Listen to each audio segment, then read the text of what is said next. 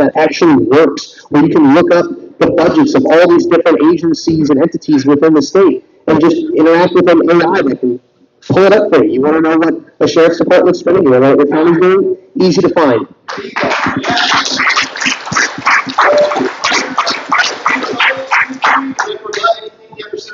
All right. Mark, Joe, go ahead and ask Mark. So we're going to do Mark, Ryan, and Tim on this round. Very good. California's homeless crisis is one of the worst in the country. What would be your solution as governor to fix this ongoing crisis? Can you repeat the question? Yes. California's homelessness crisis is one of the worst in the country. What would be your solution as governor to fix this ongoing crisis?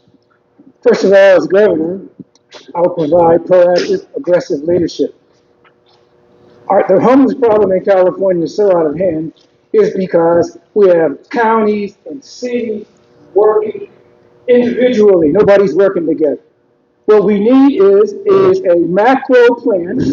We need to interact with the legal system in the city of Los Angeles and other cities that have collected taxpayers' money through initiatives on the ballot. They've misused the funds, and we spent what?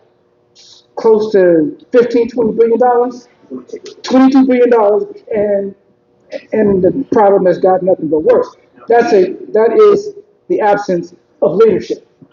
What we need is facilities, 3, 4, 5 throughout the state of California.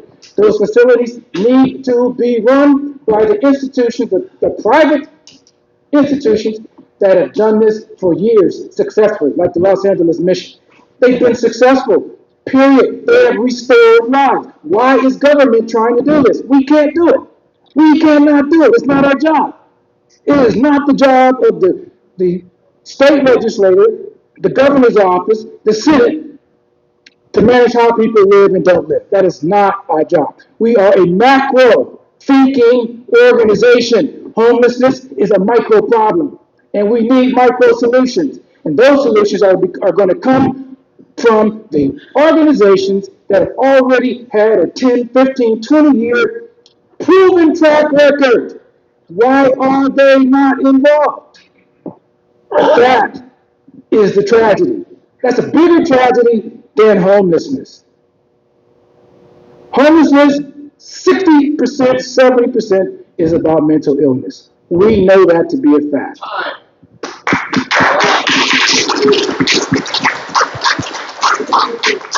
So my role as a police officer, I got to work in the quality of life unit for about 2 years, which specifically dealt with the homeless. And in my first 3 months, I was like, hey, I'm going to go into this role and I'm going to make sure that we don't have a homeless person on the street. Well, guess what? 3 months later, we still have more. I started realizing that the $22 billion that was spent by California to combat homelessness was all fraud. It was all the money that went by the wayside. Nobody knew where the money was going. What people were doing is they were starting homeless organizations to fight homelessness, but yet nobody actually got that money out of it to where it went. So what we have to do first and foremost is we have to get rid of all of the unnecessary spending that's going towards homelessness. The other thing that we have to do is we have to identify what actually causes homelessness in the first place. One of the top reasons is mental illness. But what causes mental illness? Drug addiction. How do we get rid of drug addiction? Is by being tough on crime again. We have to go back and being tough on crime. We have to make it unacceptable for people to utilize drugs, especially in a public place. And when you start curbing the drug problem, you start to curb the mental illness problem. The other thing that we have to do is we have to improve our economy. Our economy is in shambles, and because it's in shambles, people start resorting to utilizing drugs, and people start getting into domestic violence issues in the house, which makes people become more homeless. So as governor, the first thing I'm going to do is I'm going to make sure we get to the root of the problem, and we start addressing those issues specifically, one by one. Second thing is I'm going to put a position, a team that goes out to audit anybody that has an organization specifically on dealing with the homeless. It's sad that we spent $22 billion, but yet we have 30,000 more homeless individuals on our street. So the only way we can get over that is by combating that with audits. And last but not least, we have to make sure that we can develop an aggressive plan and start going against these big corporations that are doing things in the name of homelessness, but yet we still are contributing to more homeless on our streets. Thank you again.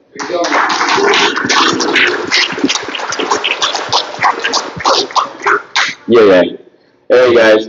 So in 2018, I actually was homeless. And when I became homeless, I had a warehouse full of construction materials. And what I would do, I would build little mobile homes with wheels, and I'd push them to everybody. And I was like, yeah, I'm solving homeless. And then I'd go check up on them the next day, and they were shooting heroin inside of it. And I was like, oh man, I just gave them a place to be comfortable to get high. And then I was like, okay, so if this isn't going to work, we've got to come up with a radical plan. So I developed a plan in 2022, and I gave it to the mayor of San Bernardino, the mayor of Redlands, and the mayor of Banning, and they told me my plan was too radical.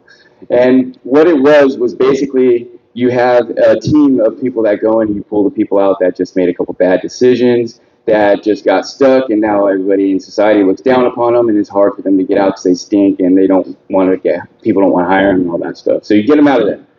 And then second thing you do, you set up a perimeter, and you set up beds and cots, and you turn it into a mental health wellness program where they go and they stay there. You get them yoga practice and all kinds of nutrition. You start healing them.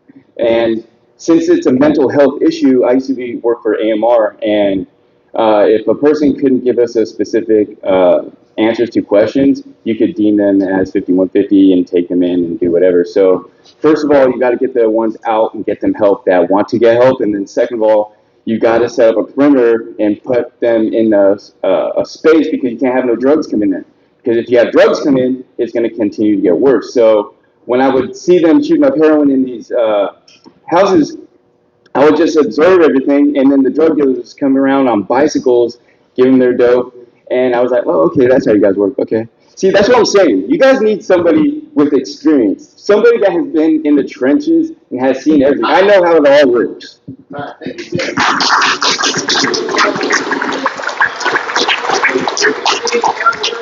Group, so we're going to stay down here. Tim, Ryan, and Mark. Tim, you'll start us off. Agnes, go ahead and ask the question. According to the According to the California Department of Water Resources, 40% of our state is currently experiencing drought-like conditions. As governor, could you please explain or outline your plans to improve California water crisis? Tim, you're starting. That's a good question, thank you. To be honest, I don't know too much about this subject right now, but I will when you guys before you elect me and we start doing some more of the stuff. But what I can say is this. California does prohibit people from collecting rainwater. And when I was a kid in school, they were saying, don't collect the rainwater because it's acid rain and stuff like that. I never knew what they meant. And now you see in the skies that they are seeding the clouds, doing weather manipulation and stuff like that.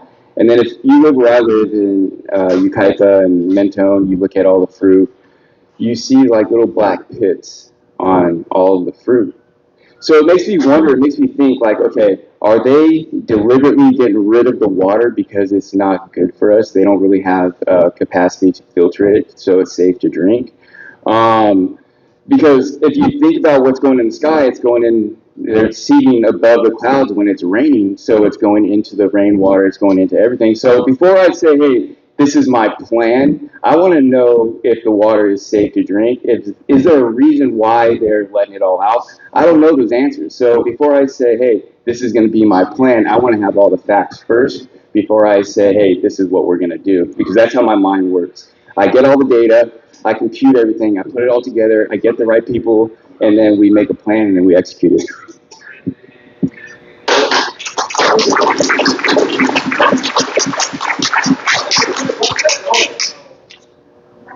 Is that Don or not? Just making sure. So, yes. You guys have your phone, put your phones on silent while other people are speaking. Thank you. All right, so Ryan, you're next.